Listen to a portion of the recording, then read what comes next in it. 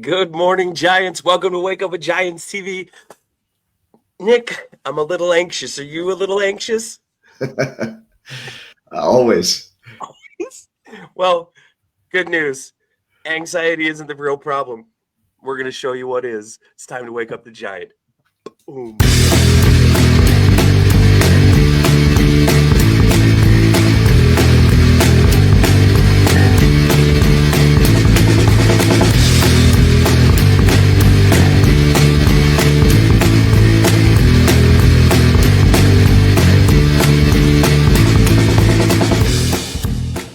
Anything to add to that?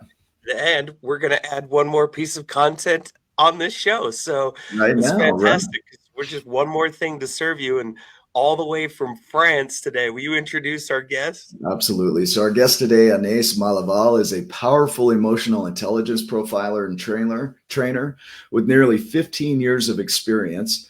She specializes in helping people who feel invisible or disconnected, people who've learned to stay quiet just to feel safe, reconnect with their emotional identity, and build real self-trust. So using the EQI 2.0 and real-time emotional work, Anaïs doesn't just teach theory, she helps you feel the work. She's known for her raw, grounded approach to anxiety and identity and for guiding people back to a life they truly love. So get ready to shift your entire understanding of anxiety and finally come home to yourself. Massive welcome to Anais Malaval. So it's good to have you. Thank you. Thank you to be here. I'm really, really happy to be here with you guys. It's We pretty work awesome. together as well. Yeah. You went through our program. Yes, we work together. I've done the 12 journey with you. And yeah, it really brought some clarity in me that I feel I already had before, but it really like confirmed it into who I was or who I am and Mm, what I wanted my legacy to be to live in this world. Does that make sense? that does make sense. And we're throwing this communication all the way across the ocean to France. So there's a little bit of a delay here. But that's what happens when you throw good information across an ocean, right? So Nace, walk So us through true. your history a little bit. Tell us how you came to be who you are today and kind of what led up to you doing this work around anxiety and identity. Wow, where to start? Where to start? Um, when you losing yourself, it started for me really with a profound distress of feeling like my life wasn't in the way I used to do things and who I was, and I felt so lost in that. Like even I felt like a loss of kind of an identity. Like I didn't recognize who I was in where I was at the time and what I was doing. And it really is so, it's like a vortex where you're just being swallowed and you don't know where to start. You have no idea. And then I went into emotional intelligence, which was something that really helped me to create a strong sense of who I am. And I thought, okay, I've got the tools, I've got everything. Now I know who I am. If something, if life gives me a curveball, I'm set. And guess what? It threw one. Nope. No. Um, and and I feel there's a part of so many of us, and I feel even in the coaching industry where you get so many tools, so many things, and you think, okay, that's it. No pain. I'm happy. I have I'm healed. And then you get smashed in the face. Because I think this is just part of life. And the trust there that you build, you're building while you crashing, it's so it's so important to experience this. Like there's no knowledge and no tools that would bring that for you. You got to live it in. And sometimes I was like, oh my God, I'm an emotional intelligence profiler. Like, why do I feel this way? Why am not such a calm? Why do I have anger? Why I keep having this sadness and I'm an emotional intelligence profiler? What's wrong with me? you know? And this is this judgment where I realized doing your course and even before, but it slips a little bit, your ego goes in and it's just sleeping. And the fact that you're with another person in the same space, that connection and vulnerability, then something click in your mind, especially with someone who can give you space and listen to you. Then it brings this, I don't know how to say, it's just a lived in experience. It's very difficult for me to just explain it, but it's more, it's like you're coming back home from a Mm. hard day of work and you put your slippers on and then you sat down on the couch and then you finally breathing. It's a coming home feeling. It's the best way I could explain it. And that's what I've experienced in your course and helped me get this going back to the roots, really, which is having compassion for myself and a little, it's gonna sound very weird. However, I want to say maybe love into the pain. Mm. So yeah, that's that's something that really creates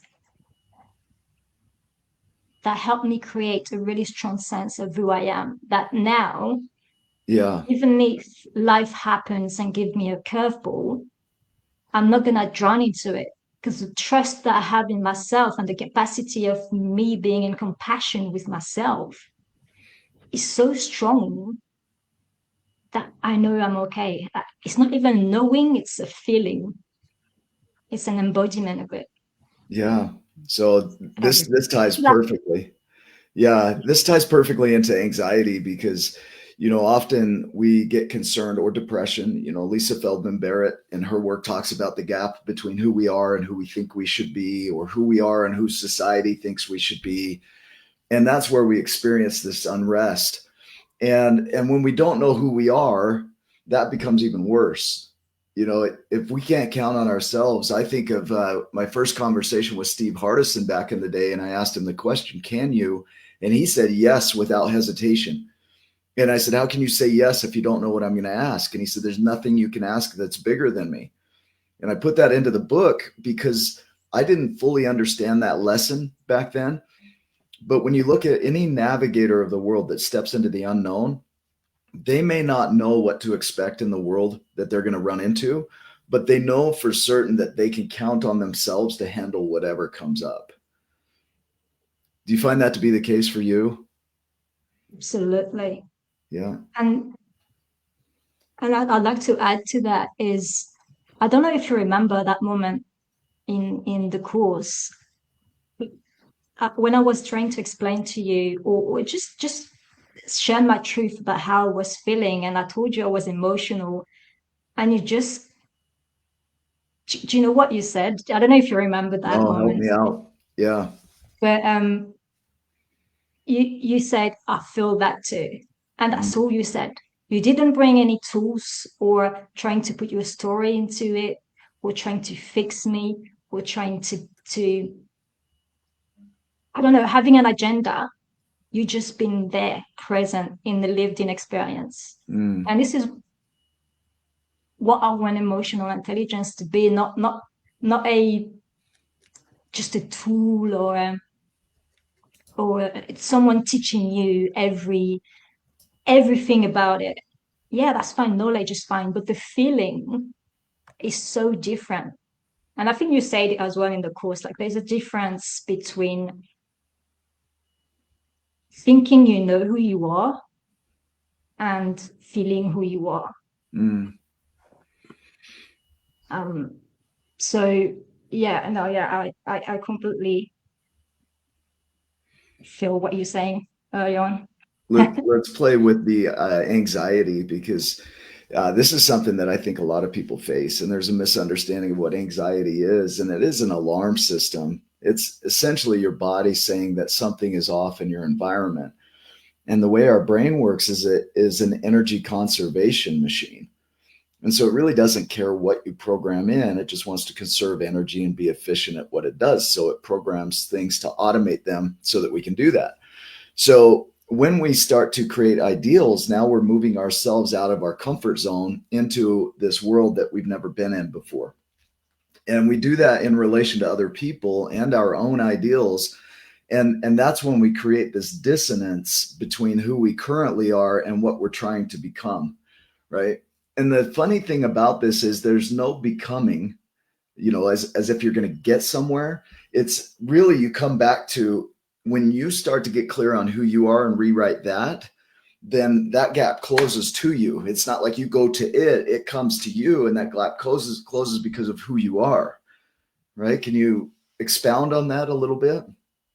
Yes. And yeah, totally. Because, and again, I think it's coming back to the knowledge. It's like you can have so many you can say so many affirmation in a day. I am beautiful. I Mm, am not, I am happy. But the system doesn't sink in because there is no link into it.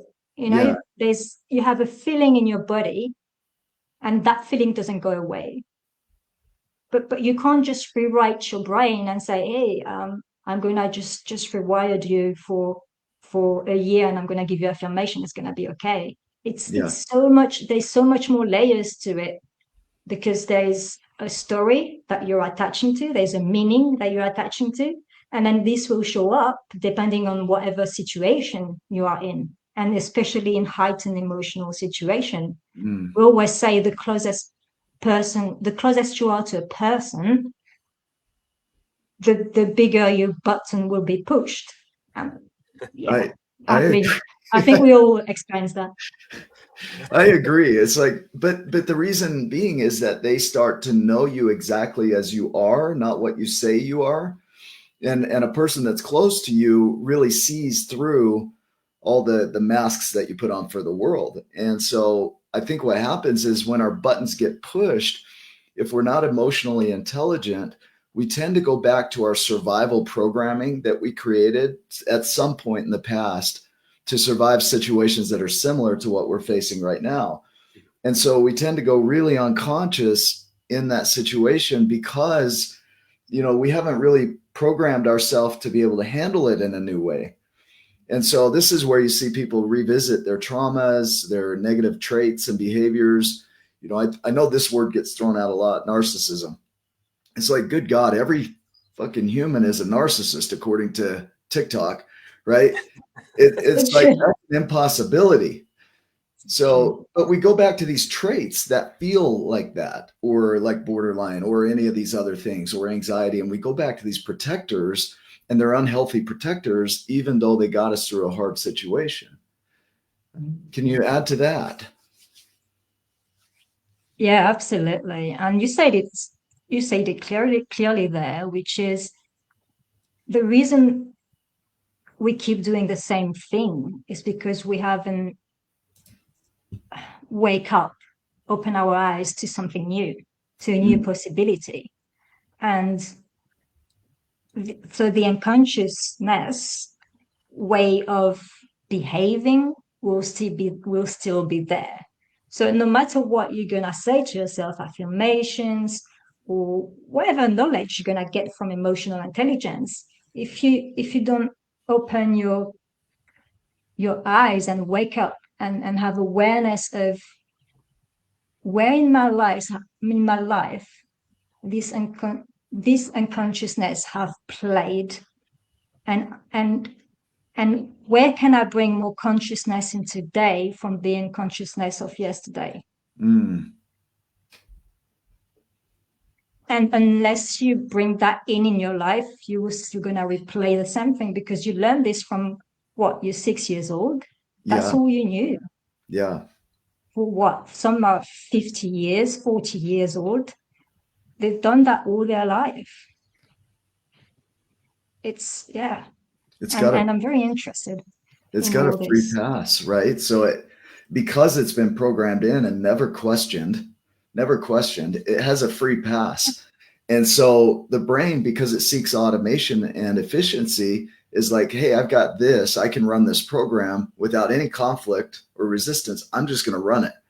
And then it runs it. And then it really messes up our life because that what we learned back then when we were so ill equipped is trying to run our life now. And it's not really educated or elevated enough to do that. And unless we slow down with it, this is where when I said to you, I feel that too. I wasn't feeling your feelings. I'm saying, look, I go through the same experiences over here, right? I go through those feelings too over here. And it doesn't matter how much you know this work. It's like we're gonna go through when we get triggered some of our old patterns of programming, and they're going to be similar to yours, to Ryan's, to anybody else, right? Absolutely. And I didn't expand on this, but I do agree with you that I didn't feel that you felt me necessarily, but you felt you because as you feeling you could then be with me. Mm, And that's when I feel a lot of coaching spaces, I want to say forget or are too much into the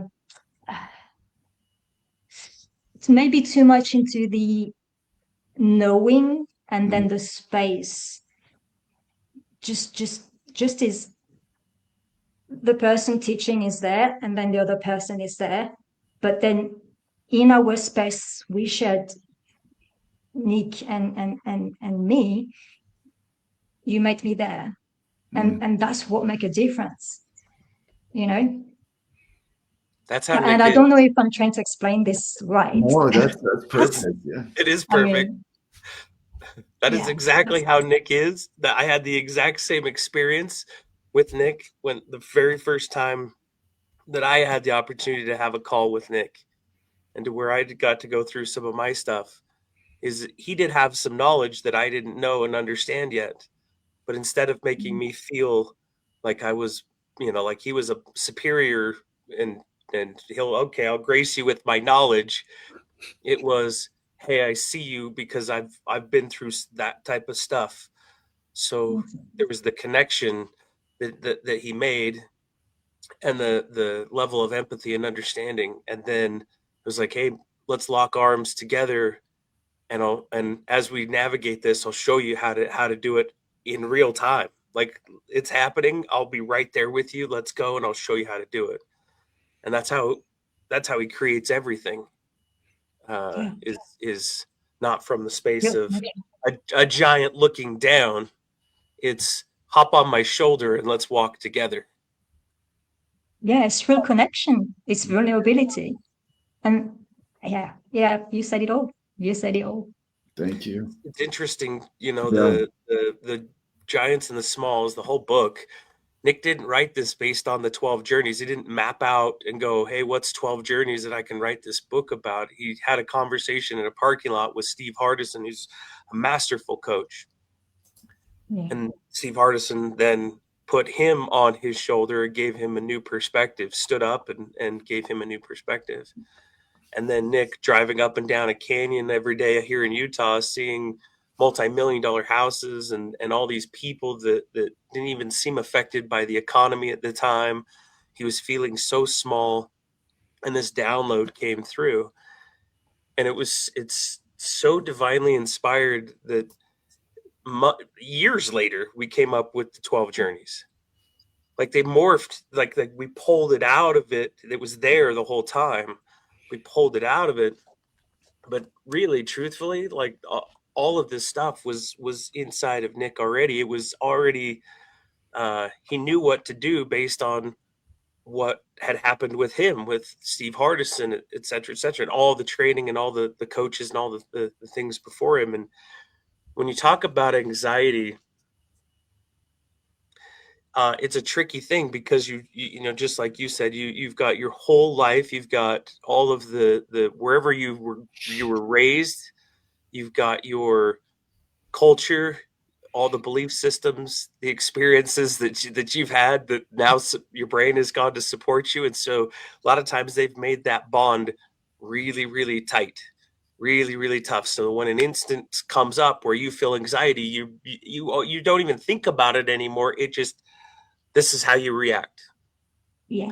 So going back in the 12 journeys, there's unconsciousness. It's unconscious. It's automated. Your brain knows what to do to keep Brian Morris safe, to keep Nick Smith safe. We knew what to do really, really well. And you Oh know, yeah. we can count on ourselves to keep us safe because we knew what to do.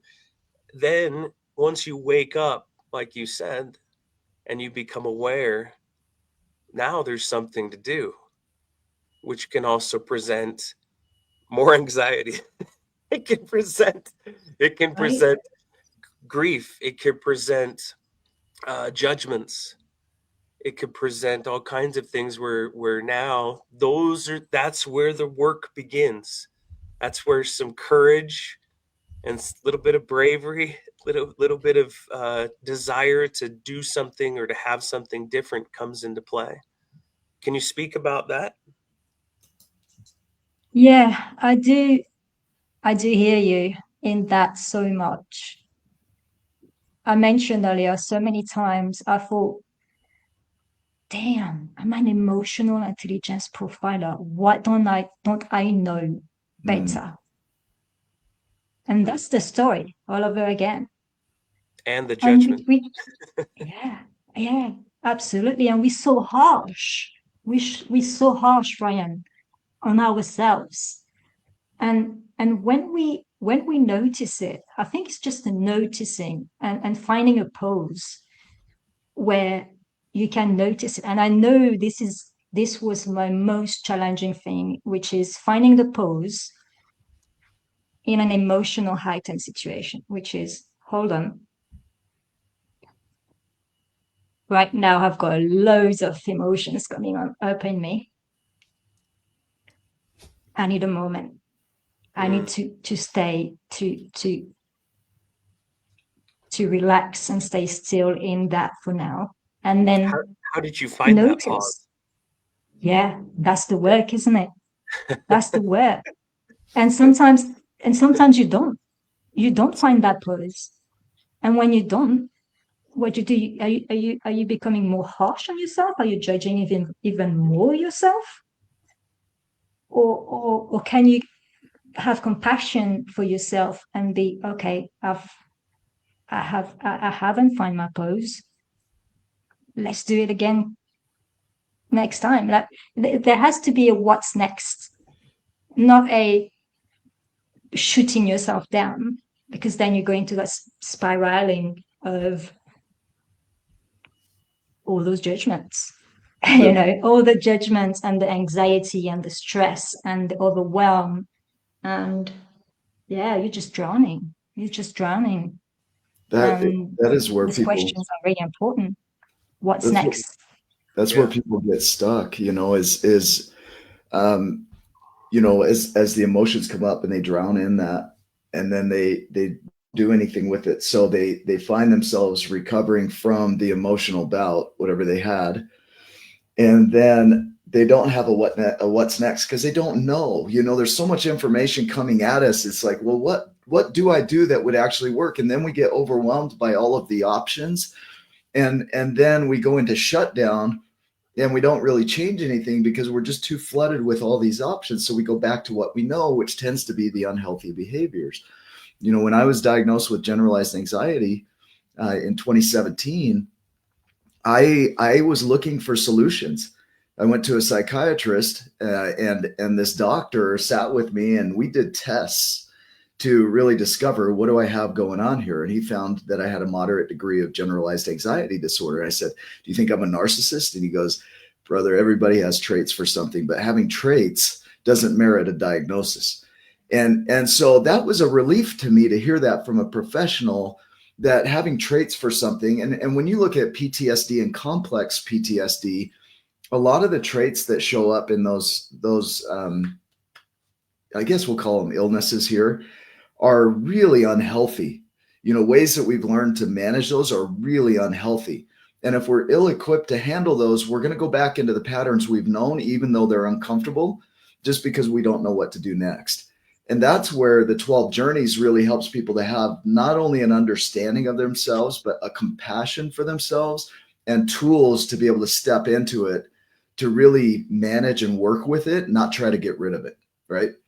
Because I found that what it takes to get rid of anxiety is what it takes to get rid of you. And that's not the business we're in. Absolutely, absolutely.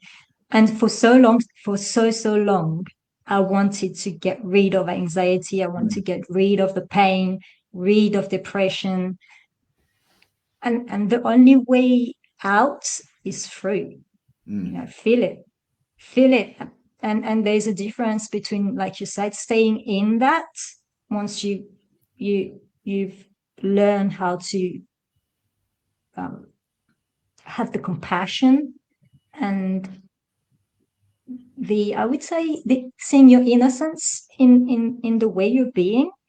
Then after that, and again, it's such a feeling. I mean, you guys experience it with yourselves when you're in that moment where you seeing the innocence and the compassion in yourself. It's such a homecoming feeling where the pain is still there. It's not going anywhere. But there's this quiet, this stillness where you acknowledge that you're okay, because the only time you won't be okay is when you're dead. I know it's a bit rough to say that, but I want to shift a view of that, because people say the only way through it, or to get over it, is to get through, to go through it, right? But I think it's to go alongside it, to go with it, to allow anxiety to lock arms with you and depression to lock arms with you, and walk alongside them through this process of healing. Because there's no getting rid of these things. There's just learning to love these parts of you that are engineered biologically and neurochemically to help you to navigate life. And so we've been taught by a society that we shouldn't have these. We need to hide these. They're not acceptable. They're not acceptable at work. I remember going through my divorce, and I was struggling. I was in my room crying in my office, and my manager comes in and he says, "Are you all right?" And I said, "No, I'm not all right." And he goes, "Well, it's not our problem. You need to go figure it out." And I was like, wow, there's no room for me to be going through what I was going through. And that's a problem, because we are all humans and we all feel these emotions. And then we try to get others to go through their emotions the way we want them to go through their emotions. It's like, you can't have anxiety. I have anxiety. We can't both have anxiety right here. Right. And that's how society tends to treat it. It's like, you need to get over it so I can be okay. And it's like, no, that's not how it works. Right. Yeah, it's not, because it's with everything, really. We talk about anxiety, but so many people, the first thing, say, for example, you meet somebody who going through grief, and I mean, like, whatever grief, whatever grief. And the first thing the person will want to do is fix the other person. And especially with grief, it's like, you'll be okay. Oh, chin up. It's all right. It's okay. Life, life is bad. Is bad sometimes, but you can do more, be better, more. You can be a better parent, or you can be a better teacher, or you can be a better leader. We all go into this sweet little, we think it's putting people up, but it's actually making them feel more, wow, I'm lacking something. Ashamed, right? I'm not right. Yeah. And try to say to someone who's got grief or anxiety, to say, just chin up, like, what you're talking about, like, Other people are starving in Africa, but, Yeah. but because the compassion, when people don't feel this compassion, experience it with themselves, it will be very hard to have it with someone else. Like the way you listen to me right now, you probably listen to yourself that way. Yeah. The way you love somebody, the way you love yourself will be the way you will love another. Like we all are a mirror, we all are a mirror of one another as well. However, if you can't sit with pain, you won't be able to sit with the pain of another. If you can't sit with your anxiety, you won't be able to sit with the anxiety of Yeah. another. And if you can't sit with your own truth, you won't be able to sit with the truth, whether different or not, of another. Yeah. That's my experience of it. There's a thought here, when it comes to grief is, when we say positive things, oh, you'll be okay, just move on. It's been a year, just move on. We're not trying to help their discomfort. We're trying to help our own discomfort from their discomfort. Like, you're making me uncomfortable. I need you to do this so that I can feel comfortable over here. So I'm going to tell you some positive words so that I can feel comfortable with your discomfort. Right. And the Yeah. reality is that's a person that hasn't really fully learned how to be with their own discomfort. So what they've learned to do is to put it out there is, if I can make you feel better, then I'll feel better. And the only way for Absolutely. me to make you feel better is to tell you to get over what you're going through so that I can feel better over here, because you're making me really uncomfortable. Right. That's what's happening. But when you can sit with somebody and say, oh, yeah, I go through things like that too. Oh, I have experience like that too. It normalizes it. It makes not being okay, okay. And that's what the person needs more than anything, is to know that they're not broken, because it's not faulty equipment here. It's the way we've been programmed, and we can shift that. But when you feel like you're broken, then you become ashamed. And when we're shameful, it's an identity thing. I'm no longer worthy. I'm no longer good enough. I'm faulty. Right. And who wants to change from that space? And imagine the anxiety that comes up when you think you are unworthy, broken, right? Faulty. Now the amount of anxiety is exponentially increased. Yeah, absolutely. I mean, have you seen social media? Sometimes the way people comment on certain things is Yeah, just wow. it's cruel. Like, it's harsh. Wow. Do you speak to yourself like this? I feel, I feel, I feel sad sometimes when I say that. Mm, And yeah, it's society is really pushing you to not feel things and scroll things quicker. Let's do this quicker. Let's go there. Let's do that. And the slowing down of things never happen. So you never truly feel you. Like mm, there's so many people who talk great wisdom, but I don't necessarily feel them either. Like it's it's really an experience of the being, the way you are being. We were talking about Steve Hardison and yeah, the way you are being, the tone of voice, the way you listen, the way you move into the world, the way you move into love is yeah, it's that experience that will create connection or not. yeah. Absolutely. Ryan, what are you hearing in this? I was sitting here thinking about like, because obviously all three of us have felt some level of anxiety, and to probably a pretty good degree. And I'm sitting here thinking about, you know, back before I had all of this information. I've got a lot of information. Nick and I have sat on hundreds and hundreds of podcasts and talked to hundreds and hundreds of coaches and thousands of hours of time put into this, and we've done the work. It still comes up. It doesn't just go away. It still comes up, but now we know more what to do in the process, and we're aware and we can go through it. But I'm sat here thinking about, okay, does somebody who's just starting into this, the anxiety comes up, the old patterns come in, the survival kicks in, the automation starts happening. but then they want something different. They know there's something else there. And in part of our program we talk about acceptance, and seeing the world as it is, seeing how things are. Like this is what's real. I used to tell my daughter, she had really, really heavy anxiety as a little kid. Just always this ball of anxiety, worried about everything. And we came up with, well, it wasn't my doing it. This was a really nice therapist. This man was very loving and caring, and he gave her these magic words, he called it, and it was, I'm all right and I'm okay. And what he was doing is trying to shift the story and help her catch, like, when these feelings come up, I can say my magic words, right? Tell myself a different story and then go down that path and see reality as it is, that it's not really what we call you're not getting attacked by a bear. Now, if you are getting attacked by a bear, then that's real. You should run, like that's a real thing, or trip your friend and run faster, like it's, That's probably the better Yeah. way to go, yeah, right? I'm Yeah. not very quick, but I could trip somebody and beat them. No, but you got to see reality as it is and recognize what's real, what's not real, what are the stories.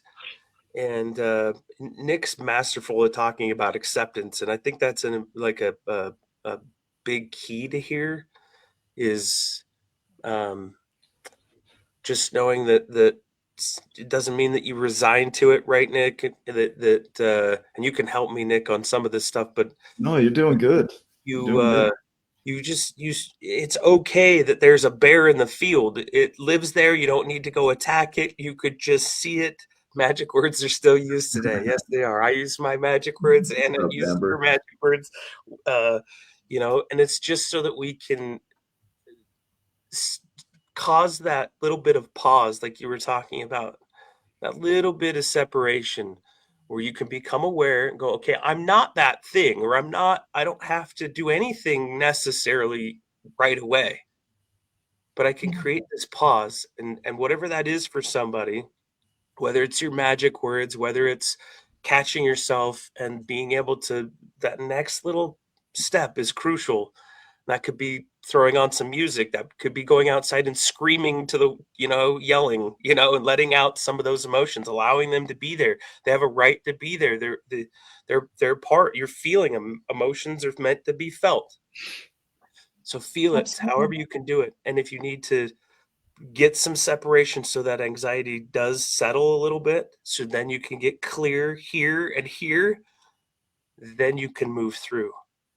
And so as it's interesting. I was just sitting here going backwards, thinking about, you know, uh, the start of recognizing that for me, and then being able to then practice and shift. And my family will tell you that I'm not perfect at it all the time. There's still moments where stuff comes up. It's because that those habits and some of that patterning was pretty deep, and it's just part of the work.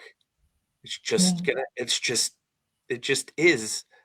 And so I keep practicing the work. When it comes up, I get quicker and quicker. We Steve Hardison, I talked to him about some of that stuff. Like, Steve Hardison, do you ever feel fear? And he's like, yeah, of course I do. I just shift quicker. His bat speed has gotten very fast, and so that's the work. I've learned how to not judge myself as harshly. It still comes up. That part of me still stands up on the bus, tries to grab a hold of the wheel, say, you should know better, you should do this, you're an idiot, you're this, you're that. Whatever type of things, have been programmed in, still step up every now and again. And I've learned to create that pause. I love that you talked about that. Find the pause and have a conversation with it and let it settle down. And hey, I'm the driver. It's okay. And if I need you, I'll let you know. We're not getting attacked by a bear right now, so you can go sit back down, and I've got this. Um, it's a beautiful thing. So anyway, that was what was on my mind, Nick, because you were just Yeah. reflecting of my own journey and relating to what's being shared here. Yeah. Anais, go ahead. I see some thoughts on your face there. Go ahead and share. I love I love to hear you, Ryan, on that. It was really that I felt emotional just listening to you because I could feel in me the pride of having found that pose, and I could feel your pride of like find that pose as well. But not it's not an ego pride. It's like, yeah, I see you. I hear you. Um, I feel for me it was the most challenging thing, especially I have abandonment wounds, childhood, and so this would come up in very different situations, and it's very layered. It's like an onion, you peel up, and then there's one more to come, one more to go, and it's very interesting how the mind can have this elasticity and you can still learn about it. Like your course say that as well. Like it was mind blowing to see, to learn about the brain. And I love that it's like learning how to ride a bike again. The first time you ride a bike, you're on three wheels, and then you take off one wheel, and then you got still someone behind you like trying to keep you afloat, and then you fly, you ride a bike. And so it's kind of like this, isn't it? The work, you just keep riding a bike all the time, isn't it? I Yeah, feel. I agree with you. When we look at the 12 journeys, we're not trying to scrap people's identity. We're not trying to say let's completely rewrite you. We're trying to rewrite the parts of them that no longer serve them. And that's what we call the small parts, is the parts that are just getting in the way of your growth and your potential. And so that's where, I think a lot of people have a tendency to go in and try and fix everything. And that's just too much. It's too overwhelming. And we go into shutdown mode and we just can't make it happen, because it does take that being terrible at it long enough to get good at it. And you've got to learn to take the training wheels off with each small, right? And so that's where the 12 journeys come in, is because you can go through the journeys again and again with each part that is no longer useful. And so when it comes to, going back to the idea of anxiety, it's that who I am and who I've been created to be based on my development, my own experiences and traumas and everything that's happened to me. That's who I think I am. And I think I need to be this because society tells me I need to be this. So the gap is created right there. And then we're no longer okay with who we are. So we feel anxious about who we are in relation to who we think we should be. Right. And then we think of our own ideals, which are often just, morphs of the social ideal. Then we also measure ourselves and we find ourselves wanting in relation to that. So we feel depressed. We feel anxious because we're not measuring up to who we think we should be. And the reality is you're already okay who you are. So we don't really have to get rid of that, because there are a lot of things about you that are just phenomenal and that make you who you are. And you wouldn't be who you are without your life experiences.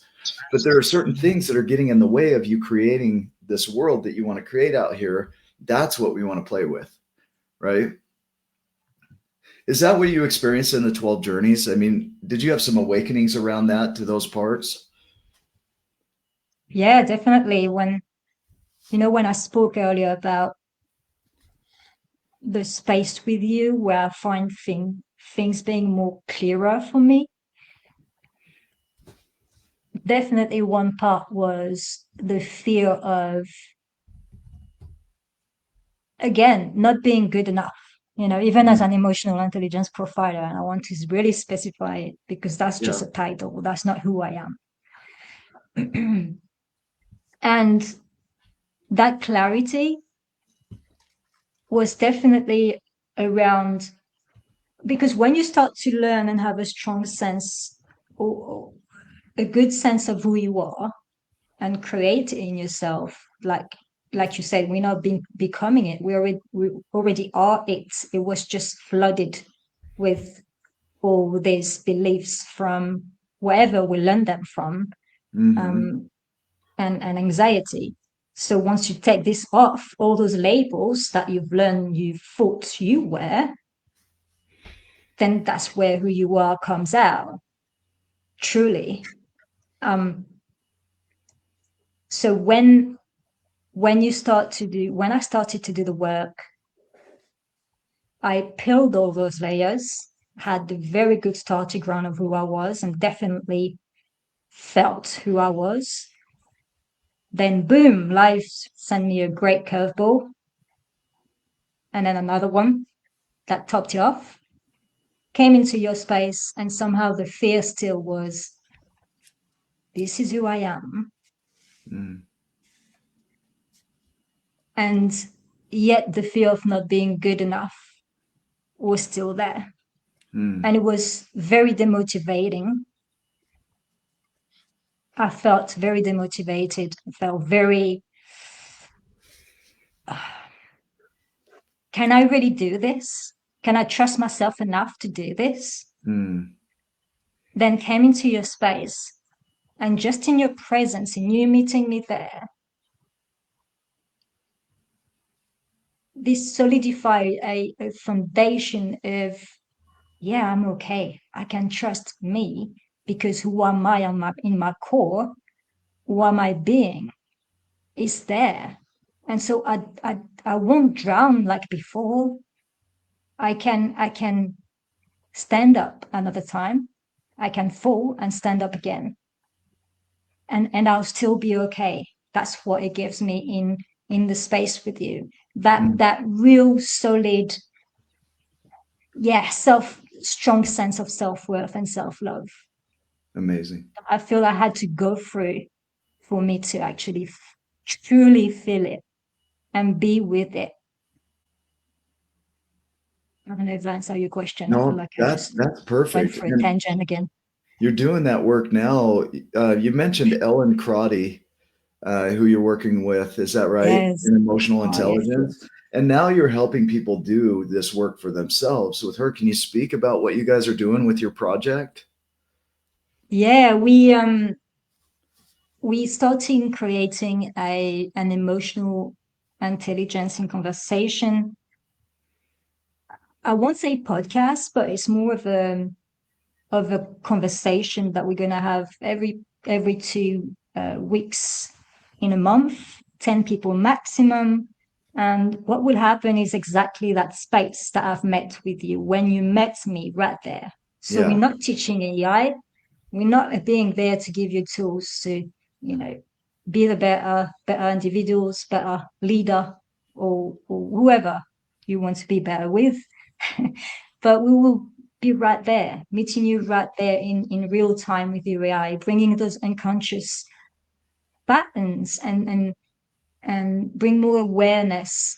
And I feel the coaching spaces and the society in general are missing a lot of that, of those spaces where we can meet each other on the same mm, level. So you were talking about earlier in living something in people, or rather a purpose or legacy when you met Steve, and then you then ripple effect that into around you, yes, yeah, and that's kind of a legacy that is what is living into you, that experience with them, and then you share that around you. And for me, I have, in my truth, there is very distinct um, difference between living something for somebody and living something in somebody. mm, So what Steve left in you was a lived in experience and feeling that you now share with other people. definitely. And and this is what we want to do as well in this emotional intelligence conversation with Ellen. It's really bring people to a a lived-in experience where they can feel themselves into it and then ripple effect that into their That's own yeah, surrounding, um, and yeah, make an impact on their own, because people are their own people. And I mm, feel sometimes we have views and idealism and beliefs that subtly bring in more followers, but not leaders of themselves. Does that make mm, sense? yeah, yeah, Like we often bring our beliefs and values for the people to follow us, but we want to create not followers. We want to create leaders of themselves, of people. Like you are your own, Nick, yeah, and Ryan, you are your own. So they can lead themselves. yeah. And then that ripples I'm out. gonna lead them. Yeah. So do You you have know, a website that people can go to learn about this? say that again. Do you have a website that people can go to learn about this? We don't have a website. However, Okay. we will have just a DMs and email for now. Okay. And we're creating a a whole community, but that will come later. I'm not gonna speak more, but Yeah. however, it will be on DMs Okay. only. If you can share that in the Tribe of Giants when it's free, when it's available, please do that. Um, as I reflect on this, on your journey, when you came into the program, you were a part of a really small cohort out of the UK, and so we had I Yeah, think 3 people in the group, and it was amazing to have all 3 of you come together, do your own work, but also support each other in that journey, and to see you continuing to ripple out from there. It's not there's no credit to the 12 journeys. 12 journeys is an operating system that helps people to really step up in their personal development. So it's not anything new. It's stuff that we've collected from all of the research that's been done by all these giants that have put me on their shoulders and more. And so we've tried to find a way to really create a program and system that somebody can take into their life for the rest of their life and continue to create the impact that they're only capable of creating. And so that's there you what we go. try and install in that short period that we have together, which is about 6 weeks. But you can see well beyond the 6 weeks that it continues to have impact in your life. Is that That's what you accurate? live in, people, Nick. That because now you're a leader, you're self-leading, and now that's rippling out. That's amazing. Yes, That's amazing. absolutely. And your 12 journeys where there were tools, and there were also a feeling experience that is feel for me was missing in the experience I had in coaching spaces, which a human being is a human being. Yeah. There's you got to meet them where they're at. We spoke about that, and the knowledge and the wisdom is great, but experiencing another is a different level of I love connection, in my it. truth. Yeah. Is there anything else you want to share today before we wrap up? Anything that you're nudged to share with the viewer? Um, thank you for being here. Thank you for inviting me. It was an honor to be here, and yeah, let's leave something in people more than four people. I love it. I love it. Ryan, final thoughts here? When what I hear is gratitude. Gratitude for the life experiences, gratitude for uh, the people that come into your space, my space, our space. Gratitude for the curveball. Um, because life will throw those curveballs, and without them, it doesn't give you the opportunity for the growth. So even though that's never really that exciting when it comes in, or doesn't feel exciting at the moment, sometimes when you get a big curveball that comes in, and they're growth points. And I'm grateful for those curveballs, because they've made me, they've made you, they've made Nick Smith who they are, and helped us to remind ourselves, to go back to our core. You talked about peeling back those onion layers, and that those give us that chance to do that, and to really start being uh, in the world, and then creating a ripple effect. And you've done that. I'm so grateful right now for the impact of Nick Smith, and being able to sit with people, and um, just to be able to feel on a human level, because he's been through stuff too, and relate to the best that he can in that model of relating, just as a human to human. And uh, although Nick, we call it Nick knowledge, Nick has so much knowledge and so many tools. He just soaks it up, and he loves finding things that will help other people.